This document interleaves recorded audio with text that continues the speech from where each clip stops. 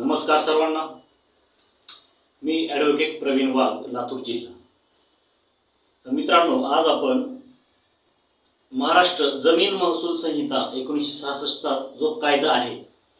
म्हणजेच त्याला आपण इंग्रजीमध्ये महाराष्ट्र लँड रेव्हेन्यू कोड 1966 असे म्हणतो. तर याच महाराष्ट्र जमीन महसूल संहिता अधिनियम चे कलम 155 पाहणार आहोत. तर महाराष्ट्र महसूल संहिता अधिनियमचे कलम 155 मध्ये करेक्शन ऑफ क्लेरिकल एरर्स, म्हणजेच की आपल्या महसूल दप्तरी, ज्याला की आपण 7-12 उतारा 8 वगैरे म्हणतो, फेरफार नोंद वगैरे, त्याच्यामध्ये जर काही त्रुटी असतील, काही क्लेरिकल एरर्स असतील, तर त्या त्रुटी, त्या क्लेरिकल एरर्स या दुरुस्त केल्या जाऊ शकतात. जसं की आपल्या 7-12 उतारामध्ये जर एखाद्या वेळेस पिकांची माहिती चुकीच्या पद्धतीने लागलेली असेल, भोगवट्याची माहिती चुकीच्या पद्धतीने लागलेली असेल, किंवा 7-12 फेरफार नोंदवहीतील दुरुस्ती, तसेच गट क्रमांक जर चुकीचा पडेल असेल, क्षेत्रफळ जर चुकीचं लागले असेल, कमी झालं असेल किंवा जास्तीचं लागलं असेल, तर ही माहिती, ही दस्तातील अभिलेखामधील दुरुस्ती हे या कायद्यामध्ये करण्याची तरतूद दिलेली आहे. अशा प्रकारच्या चुका दुरुस्त करण्याचे काम हे जिल्हाधिकारी यांना अधिकार प्रदान केलेले आहेत. आणि जिल्हाधिकारी हे ज्यांना अधिकार प्रदान करतील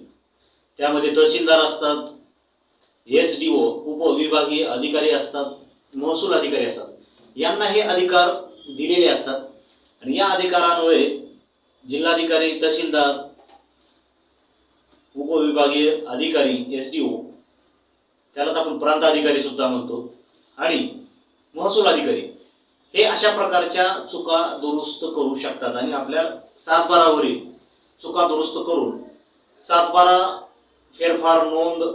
तसेच फेरफार रजिस्टर व महसूल नोंदी तुमच्या या करेक्ट ठेवणे, अचूक ठेवणे, या मागचा हा उद्देश आहे. तर चला मित्रांनो, कलम 155 महाराष्ट्र जमीन महसूल संहिता या अधिनियमामध्ये कलम 155 मध्ये करेक्शन ऑफ क्लेरिकल एरर्स, म्हणजेच की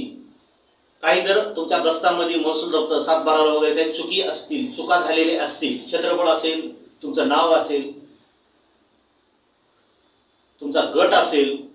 पिकांची माहिती असेल, भोगवट्याची माहिती असेल, इतर हक्कामधील काही अधिकार असतील, जर चुकीच्या पद्धतीने लागलेली असतील किंवा अतिरिक्त लागलेली असतील, तर त्यावेळेस चुका दुरुस्त करण्याची कलम 155 मध्ये तरतूद सांगितलेली आहे. तर करेक्शन ऑफ क्लेरिकल एरर्स यामध्ये सांगितलेलं आहे की collector may at any time, म्हणजेच की जिल्हाधिकारी हे केव्हा पण, त्यासोबत तहसीलदार अथवा SDO अथवा महसूल अधिकारी हे केव्हा पण अशा प्रकारची चुकीची नोंद झालेली तुमच्या अभिलेखामध्ये, तुमच्या 7-12 वरती, हे केव्हा पण दुरुस्त करू शकतात. तसेच एखाद्या पक्षकाराने स्वतःहून अर्ज केल्यास की माझं क्षेत्र हे कमी लागलेलं आहे आणि इतर याच्यामध्ये जास्त लागलेलं आहे, किंवा माझे क्षेत्र हे जास्त लागलेलं आहे परंतु माझं क्षेत्र हे एवढं नाही, किंवा माझं क्षेत्र हे एवढं असताना देखील कमी झालेलं आहे व ते इतरांच्या नावावर लागलेलं आहे, अशा प्रकारचा जर अर्ज केलं, किंवा रेकॉर्ड ऑफ राईट्स पाहता, तुमचे अभिलेख पाहता, अभिलेख तपासता, 7-12 पाहता जर असं दिसून येत असेल की चुकीच्या नोंदी झालेल्या आहेत, किंवा ते रजिस्टर मेंटेन केलेले आहे तहसीलदारकडे किंवा मंडळाधिकाऱ्यांकडे किंवा तहसील कार्यालयामध्ये, ते रजिस्टर पाहता जर त्या रेकॉर्ड ऑफ राईट्स मध्ये चुकीच्या नोंदी जर काही आढळून आल्या, तर तसेच अशा अभिलेख पाहताना जर, अशा इन्स्पेक्शन मध्ये तपासणी करत असताना जर अशा प्रकारच्या चुकीच्या नोंदी किंवा इनकरेक्ट नोंदी, अयोग्य नोंदी आहेत किंवा अयोग्य नाव आहेत, चुकीचे नाव आहेत, असे जर दिसून आले, तर हे जिल्हाधिकारी, तसेच तहसीलदार, SDO आणि महसूल अधिकारी हे केव्हा पण अशा प्रकारच्या चुका या दुरुस्त करू शकतात. परंतु मित्रांनो, जर महसूल अधिकारी किंवा जिल्हाधिकारी यांना असे दस्तऐवज तपासत असताना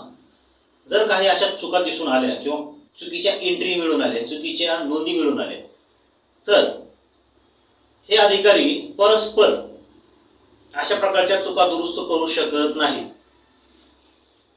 during the inspection of revenue record, म्हणजे की रेव्हेन्यू रेकॉर्ड हे तपासणी करत असताना जर अशा चुका काही आढळून आल्या अभिलेखावरती, सातबारावरती, अशा प्रकारचा एरर, अशा प्रकारची चूक ही संबंधित पक्षकारांना नोटीस दिल्याशिवाय अशा प्रकारच्या चुका दुरुस्ती करता येत नाहीत. अशा प्रकारचे क्षेत्रफळ दुरुस्ती करता येत नाहीत. अशा प्रकारचे नावे किंवा इतर काही गट क्रमांक वगैरे जे असतील ते